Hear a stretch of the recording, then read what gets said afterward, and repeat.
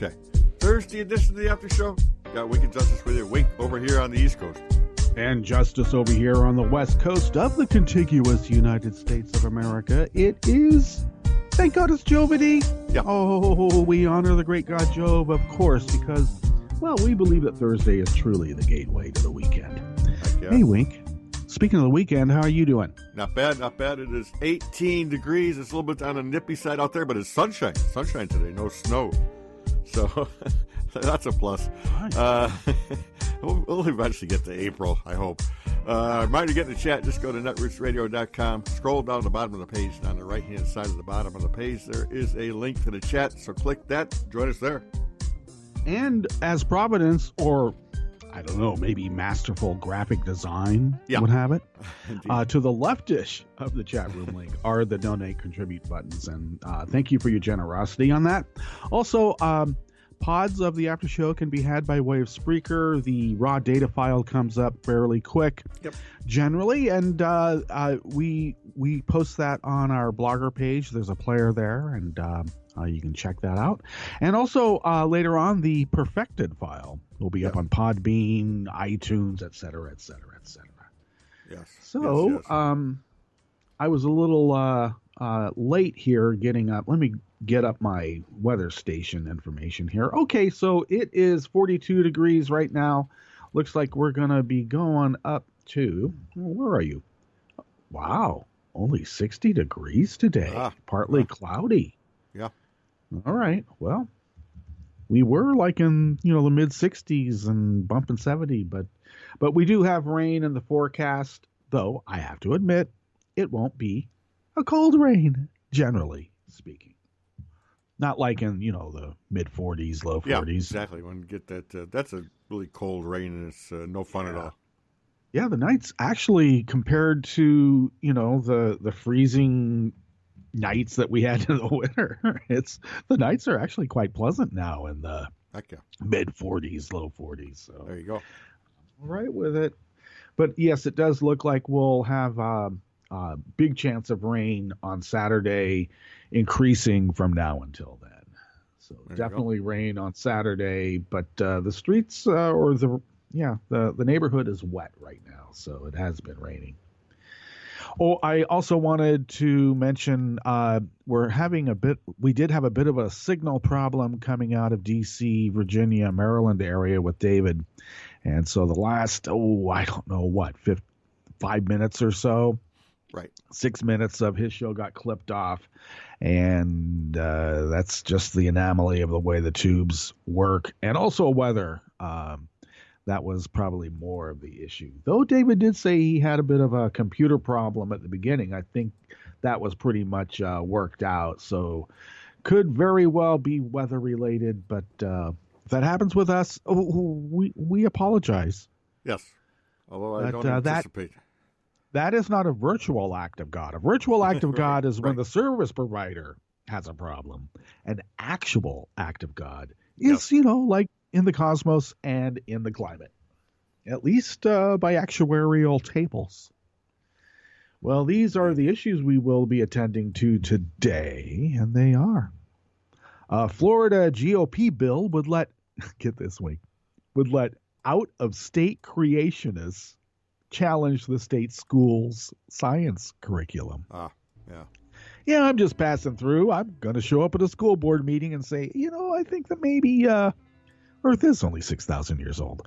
And where are you from? Are you a constituent here? Nah, I'm just getting a Reese cup, 7-Eleven down the road. Yeah. Just stopping by. Yeah. Top Trump advisor Sebastian Gorka's immigration status could be jeopardized for not reporting that he's a sworn member of a Nazi-linked group. Yeah, you probably don't want to let that get out.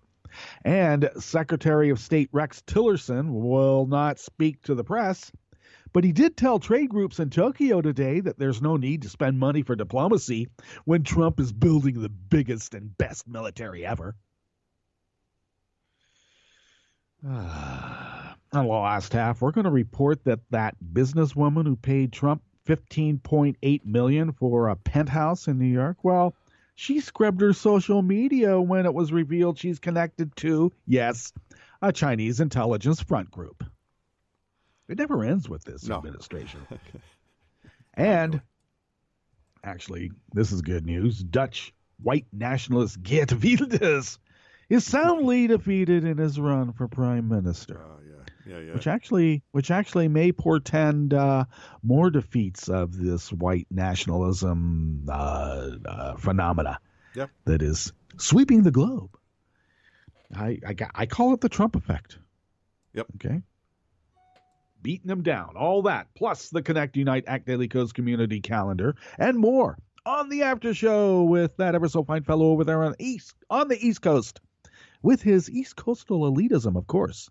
And his name is Wink, and this guy back over here on the West Coast of the contiguous United States.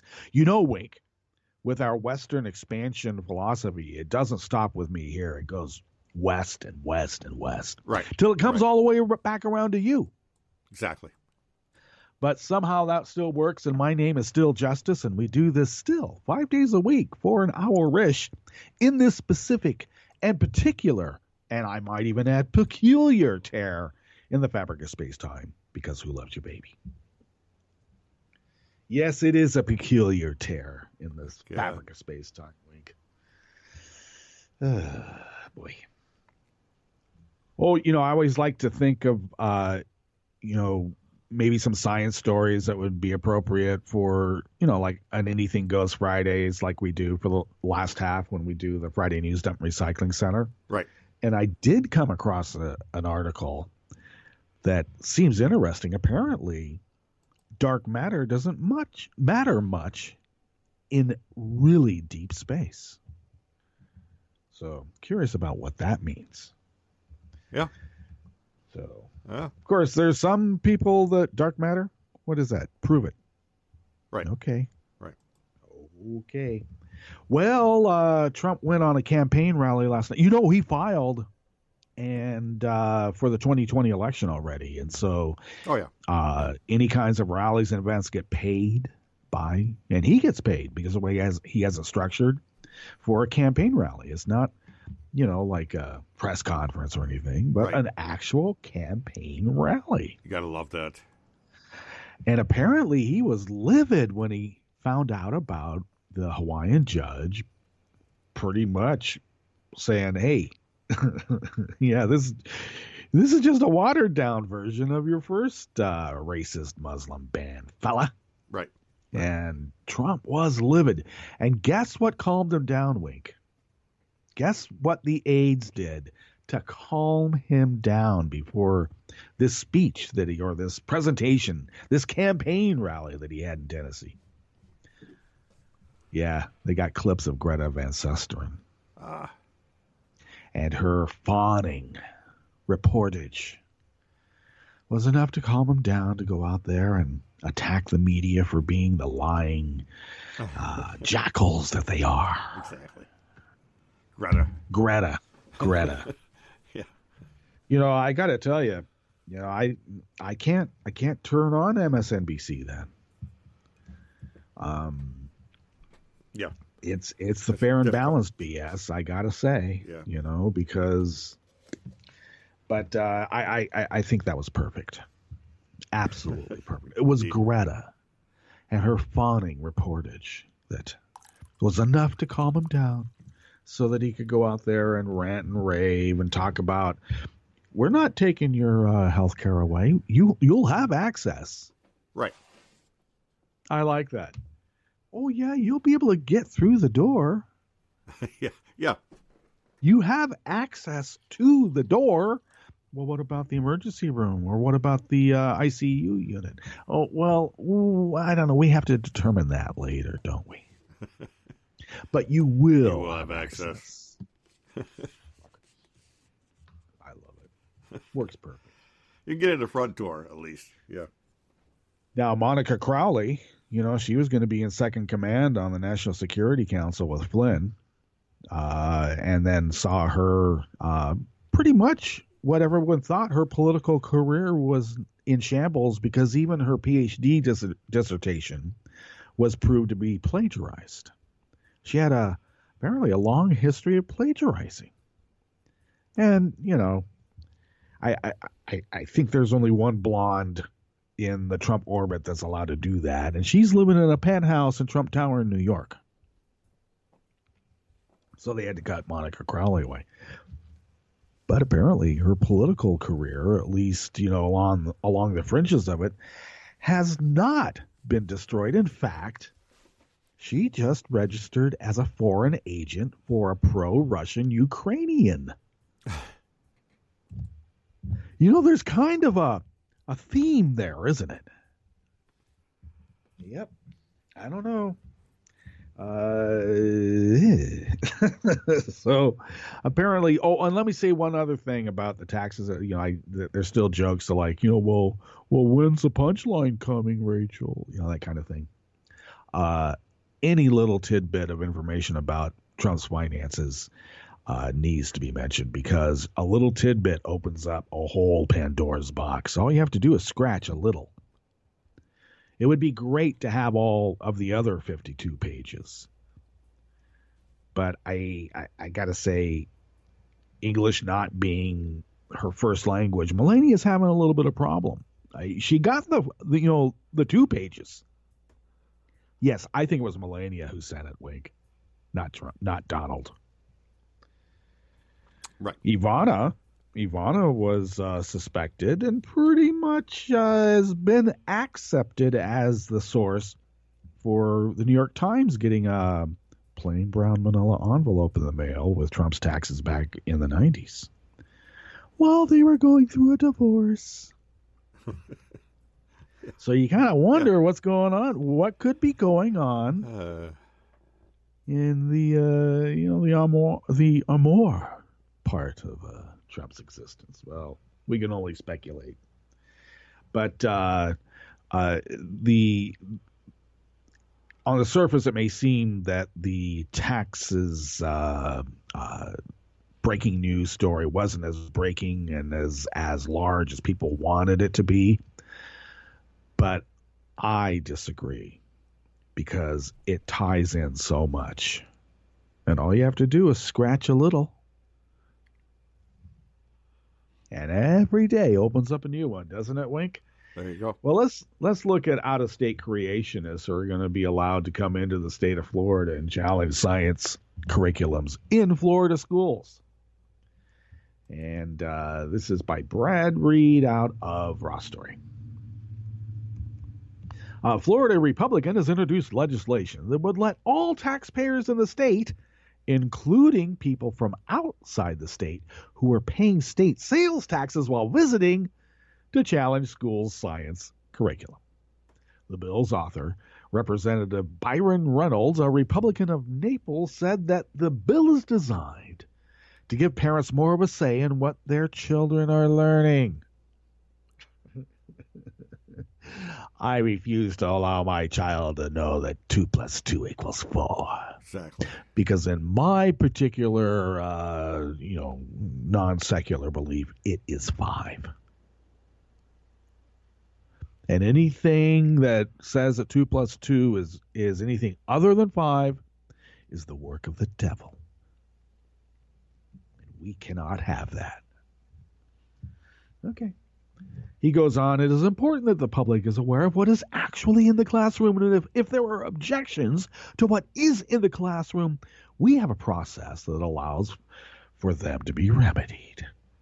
Specifically, Donald said that parents should have the right to challenge how schools teach controversial science topics such as evolution and climate change. Controversial, Wink. Yeah. Controversial science like the Earth is indeed not the center of the solar system, but the third planet out. The Earth is not flat, and actually it's not round either. It's, more like an oval, but who's counting? Right. The really striking part of the bill, however, is that it would let anyone who happens to be in the state at a given time to attend school board meetings to challenge science curriculum. Donalds justifies this section of the bill by insisting that it would allow for, I love this quote, subject matter experts, end quote, to attend local school meetings and make their voices heard. Indeed. We want to make sure that subject matter experts are allowed to comment if they choose to comment, he said. Right now, they are precluded from doing that. You mean going into a local school board meeting with 200 subject matter experts that you brought in from some evangelical church from the state over? You mean they're precluded from doing that? Gee. Okay. Well, people elected this guy. We'll see if he gets elected next time, you know? Yeah. Now, Sebastian Gorka, as you know, is an immigrant from Hungary and a very onerous individual. And I must say, his white nationalist neo-Nazi ties are not a secret. Never have been. But it's interesting that, once again, you just scratch a little wink, just a little. And ramifications start coming to the fore. This is by Brad Reed, also out of our story. Controversial Trump counterterrorism aide Sebastian Gorka is facing fresh scrutiny for his ties to far-right political organizations in Hungary. Forward.com reports that Hungarian group Vitezi Rand, a far-right organization that the United States State Department claims was under the direction of the Nazi government of Germany during World War II, is claiming that Gorka is one of his sworn members who took a lifelong oath of loyalty. Oh my God, it sounds like Delmata, wink.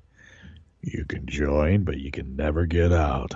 Unless you're, in a pine box.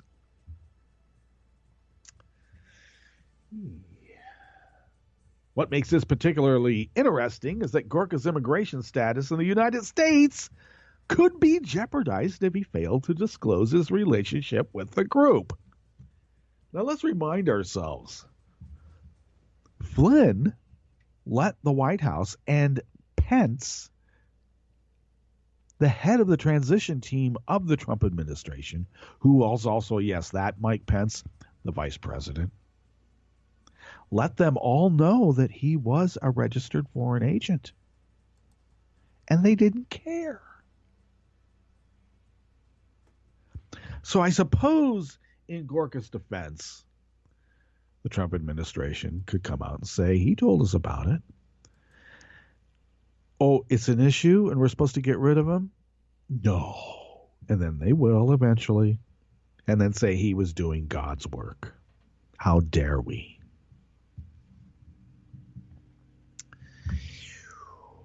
The State Department's Foreign Affairs Manual specifies that members of the Vitezi Rand are presumed to be inadmissible to the country under the Immigration and Nationality Act.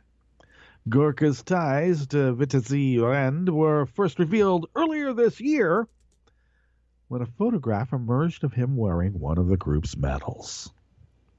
Gorka, who is of Hungarian descent and was born in the United Kingdom, did not respond for a request for comment, although he has denied in the past that he has any ties to neo-Nazis or anti-Semitic organizations.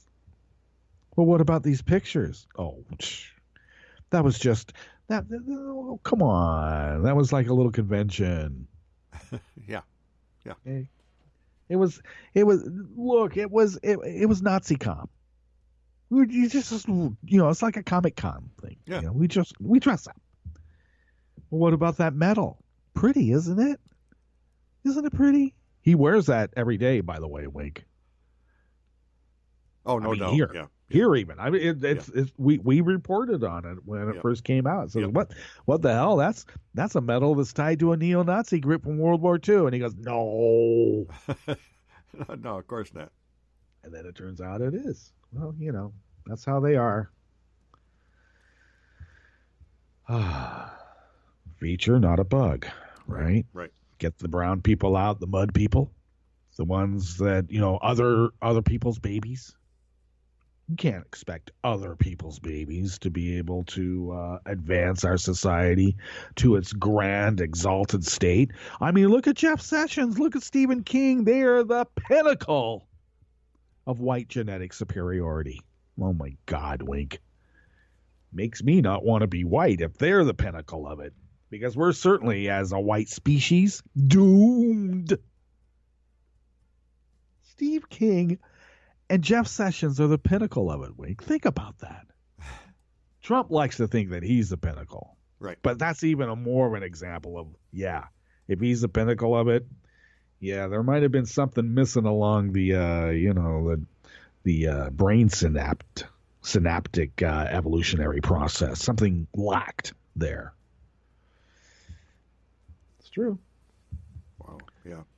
Rex Tillerson will meet foreign dignitaries, and he'll have his photo ops, and he'll be shaking the hand. You can hear him talking to whatever foreign dignitary that he's, meeting. And reporters will ask him questions, and he'll just smile his like one little knowing smile that he's done in third world countries when he was extracting resources from their land while their governments were in turmoil. And reporters will continue to ask him questions, and he'll continue to ignore them. And then the private goon squad, not the Secret Service, but the private goon squad that Trump has hired, will come out of the doors or through the doors. And then the aides that are in the White House there, they'll start ushering people out. But they're backed up by this phalanx of this private security guard organization that Trump has had since the campaign. Right. Because they don't have to follow constitutional guarantees because they're private. Exactly. Secret Service has to. These others don't.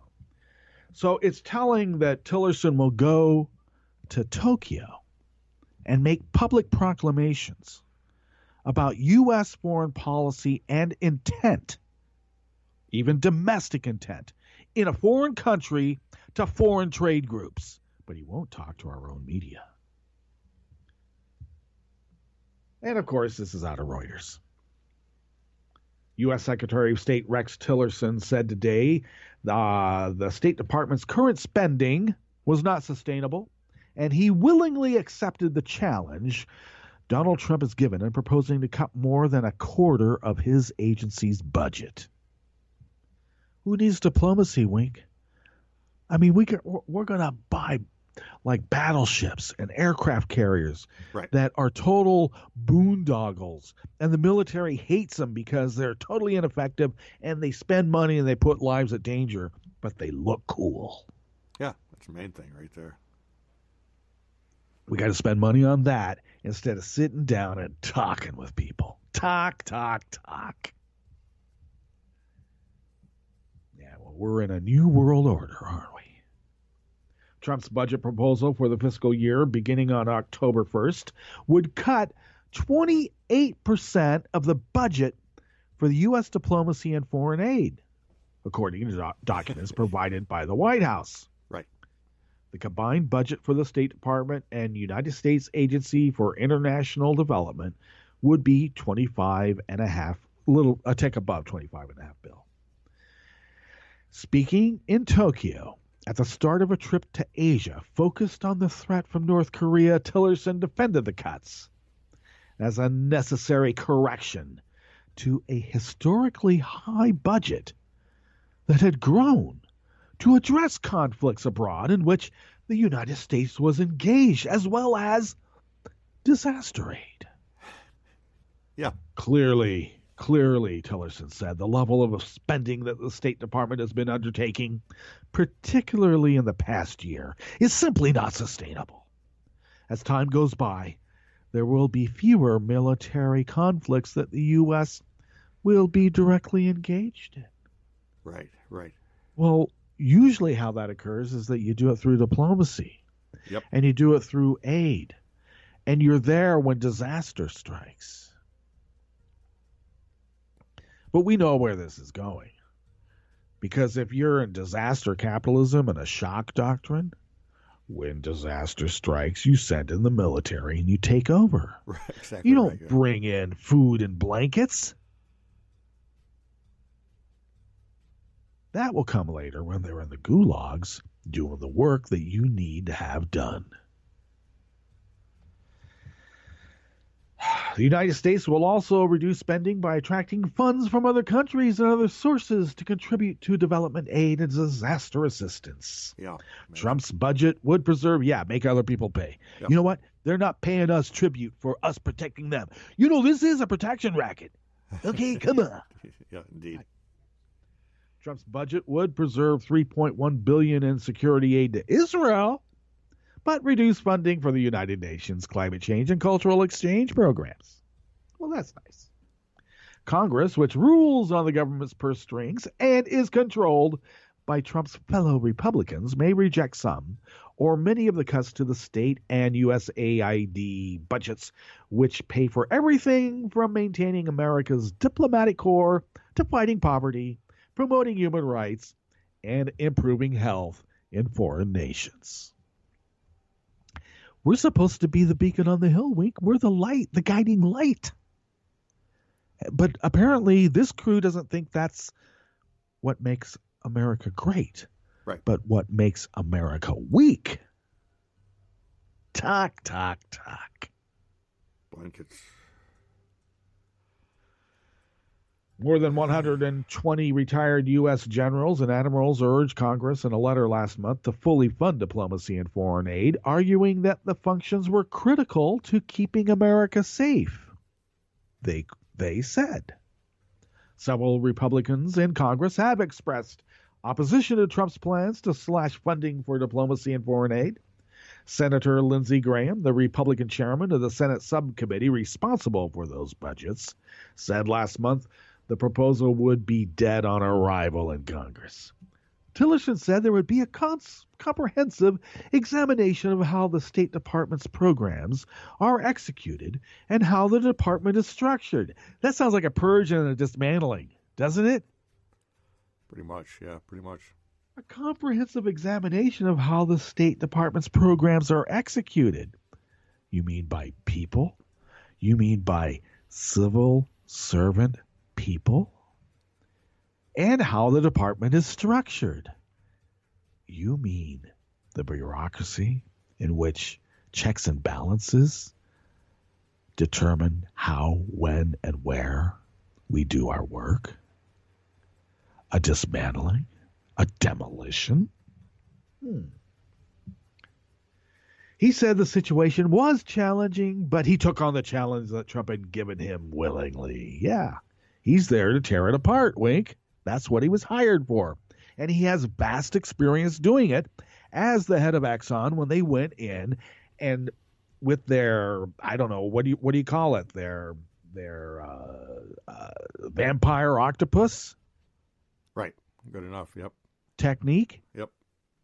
And they go into countries that have a government, a political structure that is in turmoil.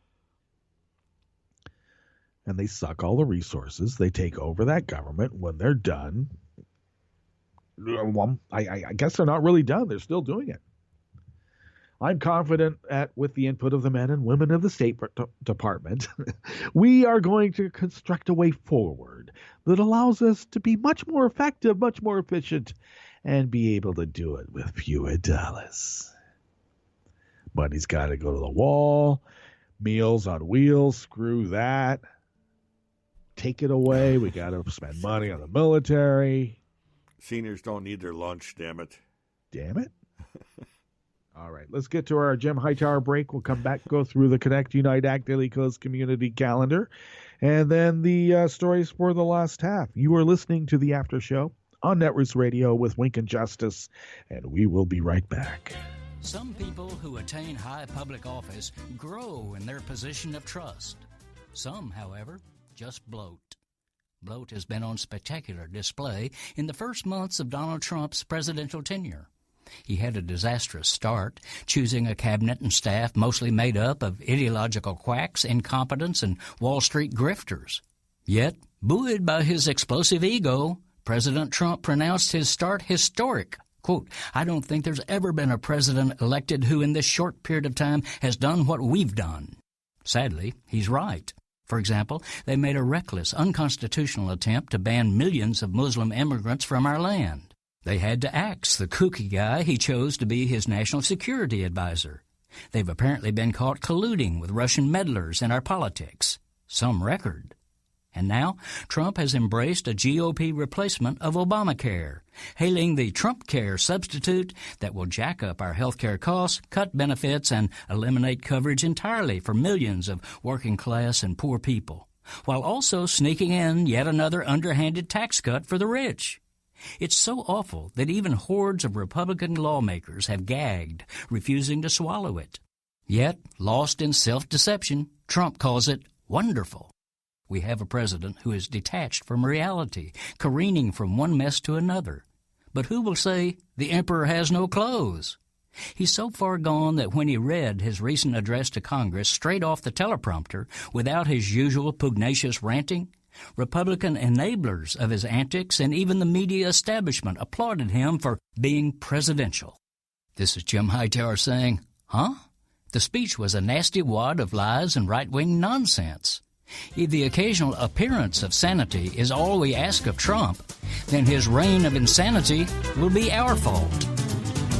If you'd like more of Jim Hightower's real populism, check out the Hightower Lowdown. Jim's monthly newsletter gives you the real lowdown on which corporations, by name, are doing what to the middle class, our environment, and our democracy. Each month, the Hightower Lowdown brings you facts you didn't know, along with actions you can take to fight back. It also comes with a sense of humor. Hightower believes we can fight the gods and still have fun. Plus, get this, it's cheap. Only $15 brings you 12 issues a year. For real populism, go to hightowerlowdown.org. You are listening to netrootsradio.com. Please hang up and try again.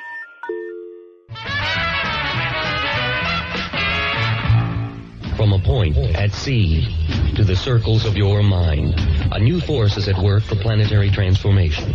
New radio for a new Earth.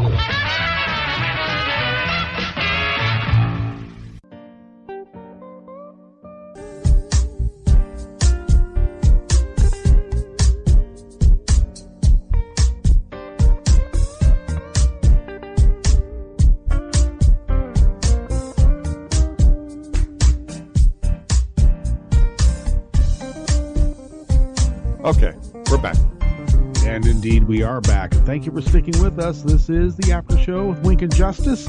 Justice here along the banks of the Rogue River in the Rogue River Valley of Southern Oregon on the West Coast. Wink is in upstate New York 21 on the East Coast.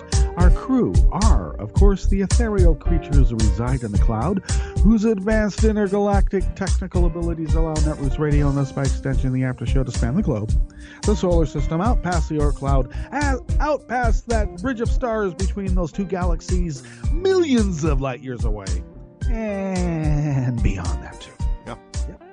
Out past where dark matter doesn't matter. Right. Well, isn't that the actual definition of dark matter, Wink? Because it really, literally doesn't matter. I would think, yeah. I don't know. See, we need more, like grammarians involved in astronomy. There we go. Yeah. Oh, today's Connect, Unite, Act Daily Codes Community Calendar is facilitated by Paradise 50, as it is every Thursday. And he begins today's diary and calendar with the question, weird beers and weed? And I got to tell you, my answer to that would be yes. Yes. Yes. But he goes on to give a rundown about how the Anasazi made beer, down there in the southwest of the United States. Yes. And the various different kinds of beers that have arisen out of it and their brands and labels and how you can use them.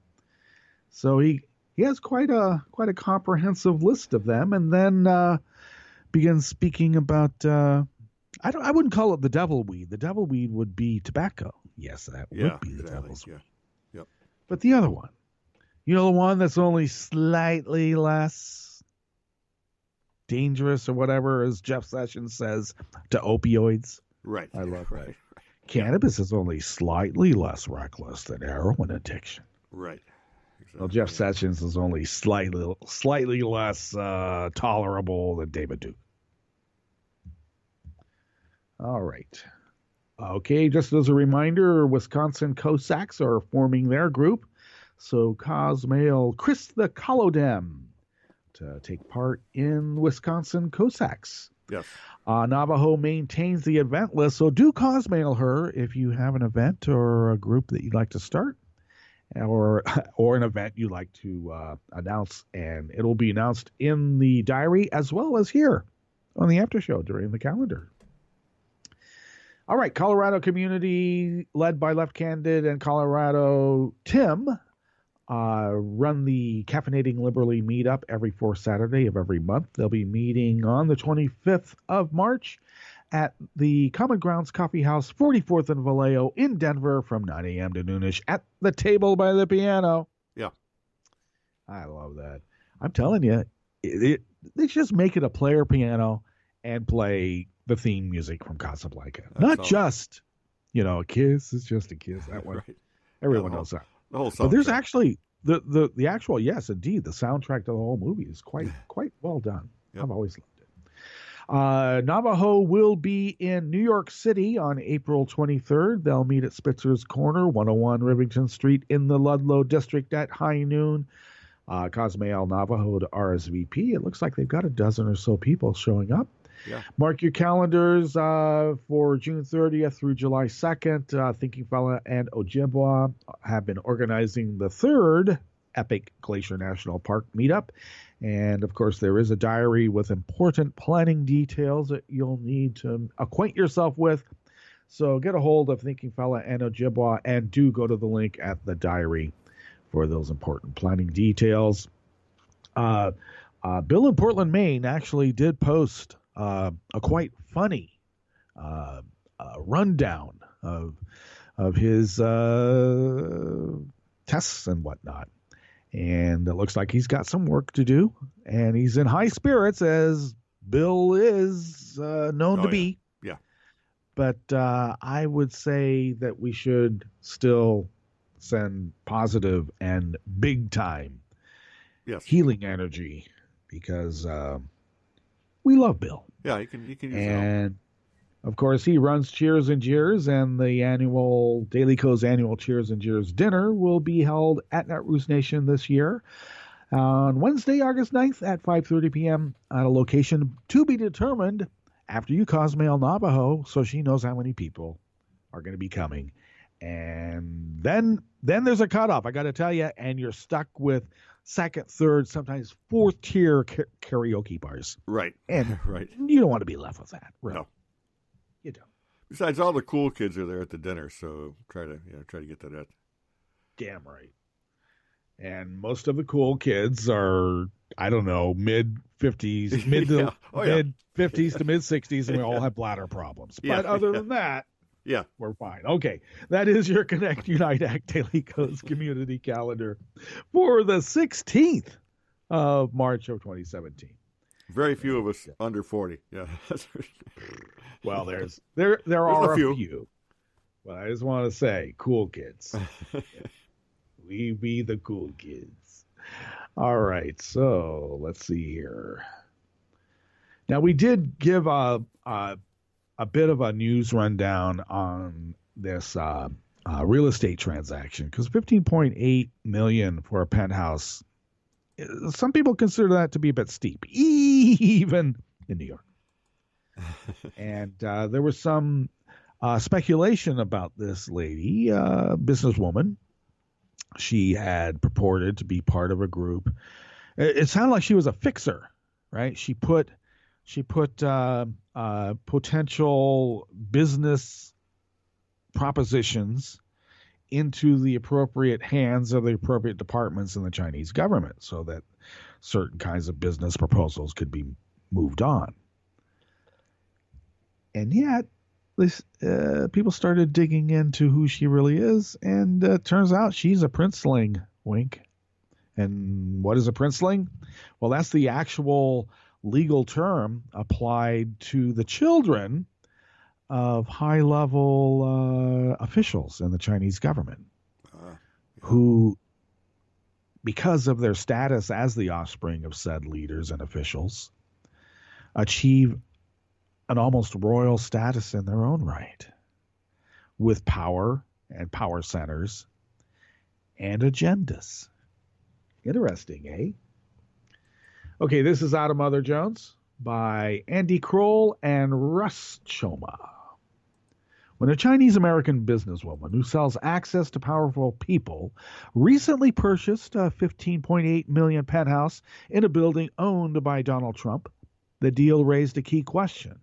Was this a straightforward real estate transaction, or was this an effort to win favor with the new administration? The woman, Angela Chen, refused to discuss the purchase with the media. The White House and the Trump Organization would not comment on it. Further investigation by Mother Jones has unearthed a new element to the story. Chen has ties to important members of the Chinese ruling elite and to an organization considered a front group for Chinese military intelligence. You know, presidents and foreign dignitaries used to go to the Waldorf Astoria, wink, when they came into town. Okay, yep. But the Chinese bought it, and it then became like not maybe safe to be able to meet there because they did come in and rewire the whole thing. Right. Bugged every room, probably, yeah. Chen, who also goes by the name Xiao Yanchen and Shen Yu, purchased the 4-bedroom condo in the Trump Park Avenue building in New York City on February 21st. As Mother Jones first reported, Chen runs a business consulting firm, Global Alliance Associates. I guess we would call that GAH! Something like that. That's your first clue. Yeah. I don't know. We need more grammarians also in military intelligence, apparently. Yes. Okay, let's see here. GAH. Which specializes in linking U.S. businesses seeking deals in China with the country's top power brokers. As counselors in consummating the right relationships, quite simply, we provide access, Chen's firm boasts on its website. But Chen has another job. She chairs the U.S. arm of a nonprofit called the China Arts Foundation, which was founded in 2006 and has links with Chinese elites in the country's military intelligence service. The China Arts Foundation was created by Deng Rong, the youngest daughter of Deng Xiaoping, the iconic revolutionary figure and Chinese leader.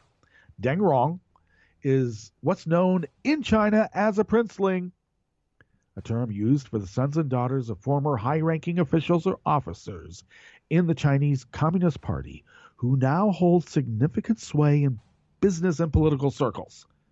Since 1990, Deng has also served as the vice president of the China Association for International Friendly Contacts, which is an affiliate of the Intelligence and Foreign Propaganda Division of the People's Liberation Army.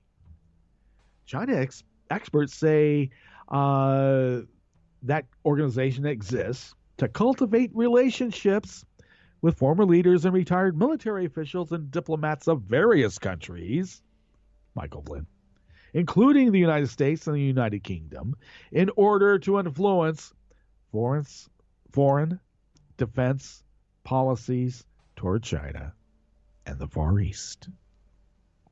To sum up, an influence peddler who works with a princeling tied to Chinese military intelligence placed $15.8 million in the pockets of the President of the United States.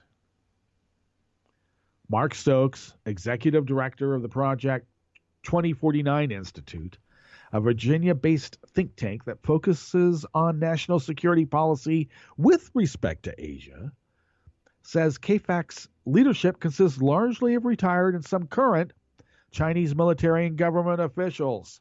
Stokes, who has written about Chinese political warfare, says KFAC has become an important channel to access to Chinese Communist Party princelings. He adds that by influencing perceptions of China, especially in connection to controversial issues such as China's stance toward Taiwan. The group hopes to influence policies of foreign governments, particularly related to defense and national security. Well, isn't that nice? The China Arts Foundation bills itself as a promoter of cultural exchanges between the U.S. and China, often involving classical music. You know, when I was executive chef on the fine dining yacht charter on San Francisco Bay back in the mid-90s up to the mid-2000s. Yep. We did have Chinese government officials on the yacht. Now, this is a private yacht, too, not a public charter, so very swank. And we did have officials on charters. And there were Chamber of Commerce folk. Now, of course, it could be looked upon as sort of like a diplomatic mission of sorts. But it strikes me that a lot of these meetups revolved around cultural events like concerts at Zellerbach Hall. And the performers from China would be on our yachts also for, the cruise and the dinner. Interesting. Huh. So I always figured, it was, kind of softening people up because isn't that what China does? Isn't that what anybody does? And that's why you have to be careful about what you say and do and agree to. What's also funny is I think they expected like the service people, like the executive chef, to be kind of like dimwits, not really know what's going on. So Exactly. I guess maybe they did vet me. Who knows? Maybe they knew all about what my capabilities were. Okay, so the group has a branch in New York, which is run by Angela Chen, and another in Hong Kong. Various members of China's elite serve on the group's board, including Wang Boming, one of the founders of China's stock market, Hong Kong orchestra conductor Long Yu, and Marjorie Yang, a political power broker and textile magnate who's nicknamed the Cotton Princess. Yang is reportedly bankrolling the campaign of John Chang, a candidate for chief executive of Hong Kong, the city's highest office. Wow, Hong Kong's a total private thing. Chief executive, not mayor. Right.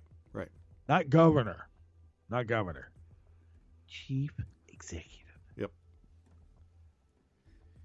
Li Xiaoxing, former foreign minister, and Gao Shuqing, the chairman of China's Banking Regulation Commission, were named as board members in a promotional video posted on the website of the foundation's American branch.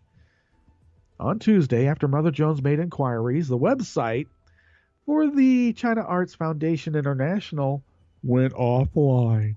Scrubbed. Angela Chen's role with the China Arts Foundation has brought her into contact with prominent American and Chinese figures. In 2014, the foundation hosted its Chinese New Year Gala at New York's Le Cirque restaurant on behalf of Deng Rong.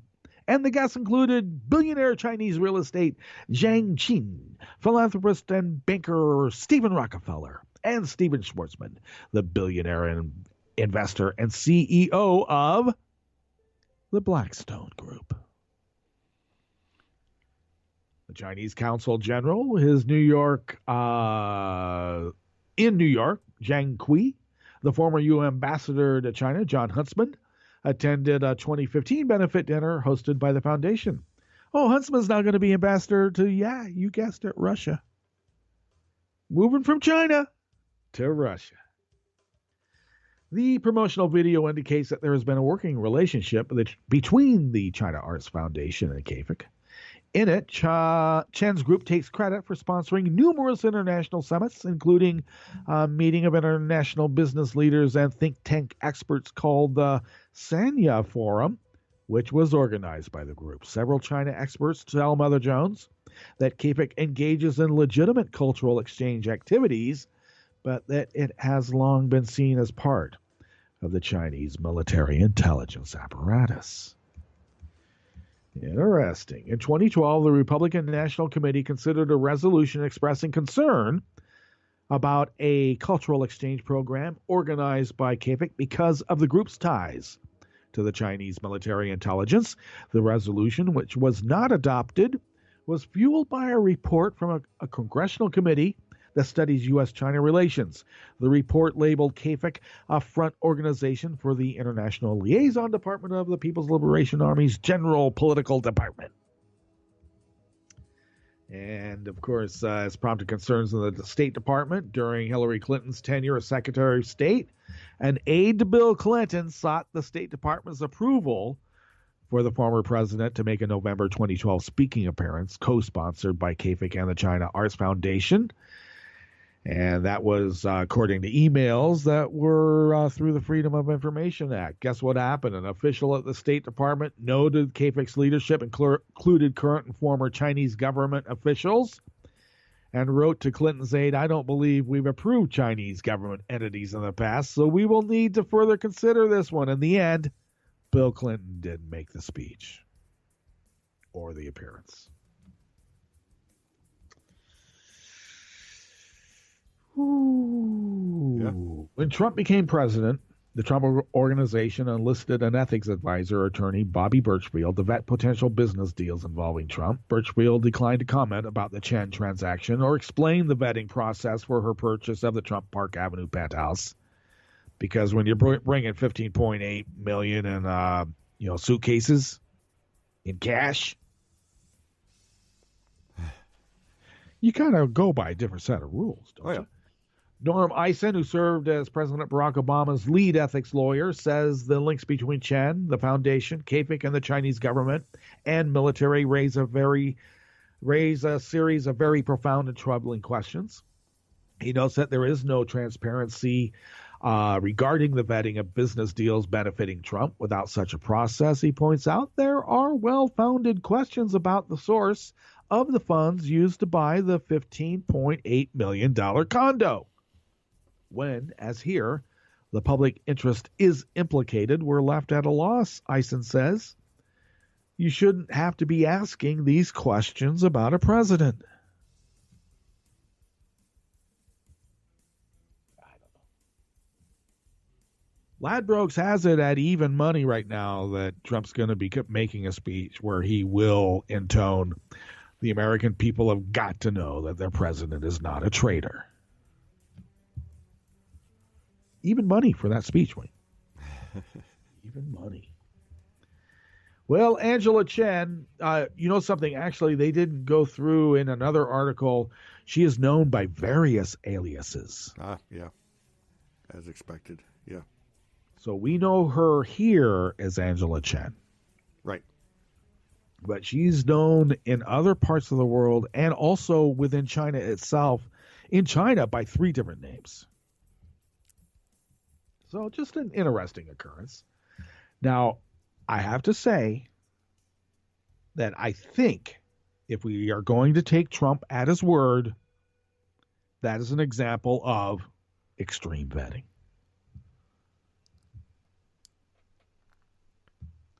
But she had money, $15.8 million in cash.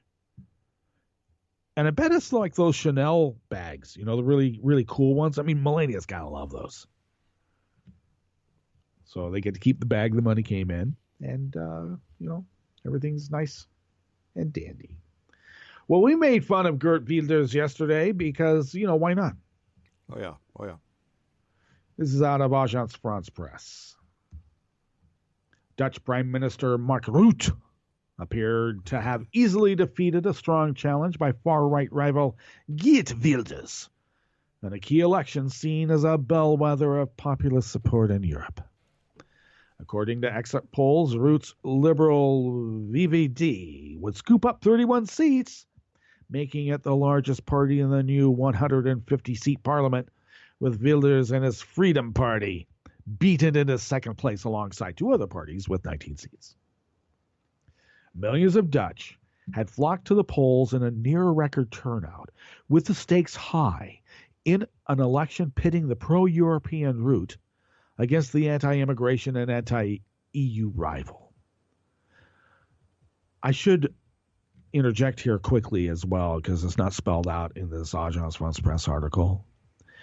But the Dutch were so concerned about Russian involvement in hacking their election that they voted completely by paper and counted the ballots by hand. How about that?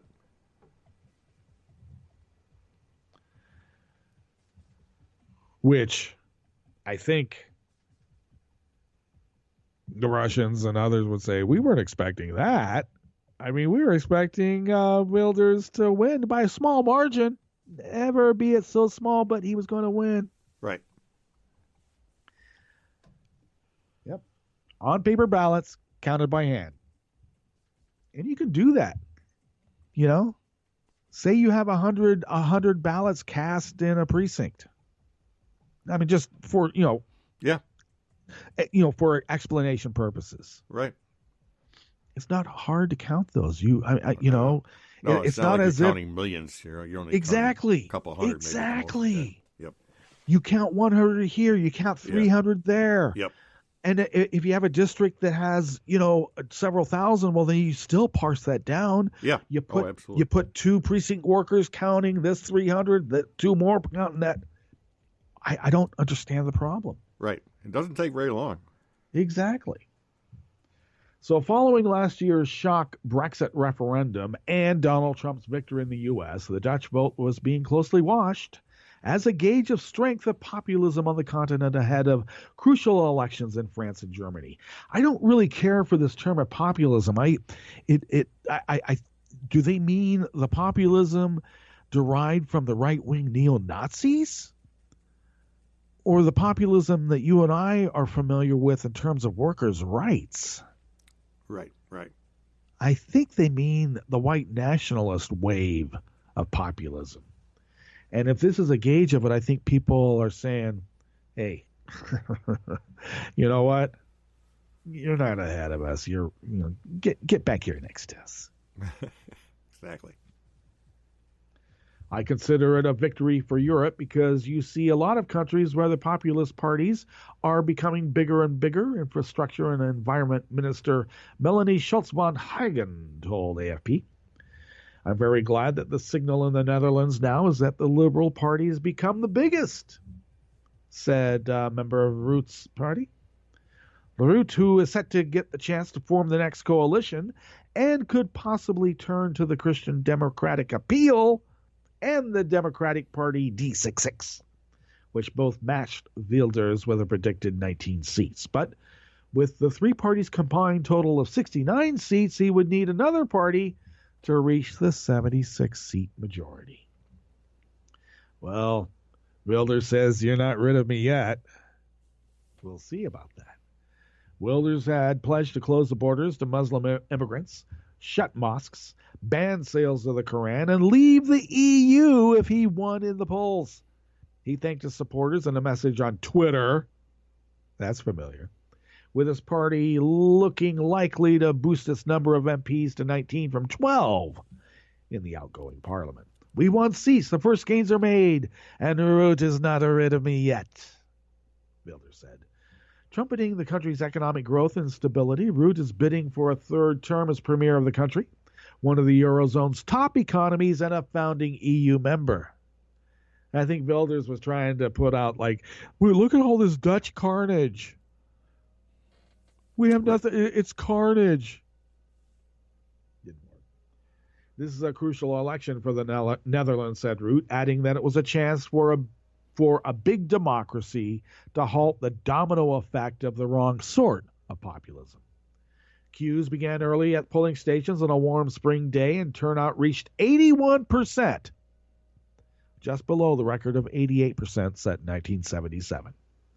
Amid the tussle between Ruud and Wilders, many of the 12.9 million eligible voters had wavered between the record 28 parties running. Wow. One Muslim voter told AFP she was afraid of Wilders' fiery anti-Islamic rhetoric. If you have one person who criticizes, it's okay. But every time another person comes, and then another one, and then it's really hard to defend yourself. And, of course, populism doesn't pay. People stick to responsible politicians mostly, acknowledging that the Wilders Party showing was not small. He also pointed to the disastrous showing of the traditional Labour Party, Root's sole partner in the outgoing coalition. Support for the party appears to have evaporated, and it was predicted to lose 29 seats to hold on to just 9. Labour leader Lodewijk Asscher told supporters the voters have spoken, difficult as it is, but that is democracy. One of the biggest winners of the day was a young, charismatic Jesse Klaver, leader of the ecologist left-wing GroenLinks. In a remarkable turnaround, the party is likely to win 16 seats compared to just 4 in the outgoing parliament. Wow, from 4 to 16, that's not bad. All right. Ecologist left-wing GroenLinks. Okay. Yeah.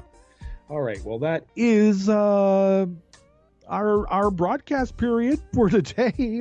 We have a little bit of padding before we come up to Hartman here, about 6 after the hour. We'll leave you with the Dining Rooms playing You in the interim. And it being Thursday, of course, we got Randy Rhoads coming up after Democracy Now!, which comes up right after Tom Hartman. And fantastic content throughout the rest of the day. I suggest continue listening to Netroots Radio 24/7, 365. And why? Well, because who loves you, baby? Okay, Wink. I will see you on the other side. All right. We're out.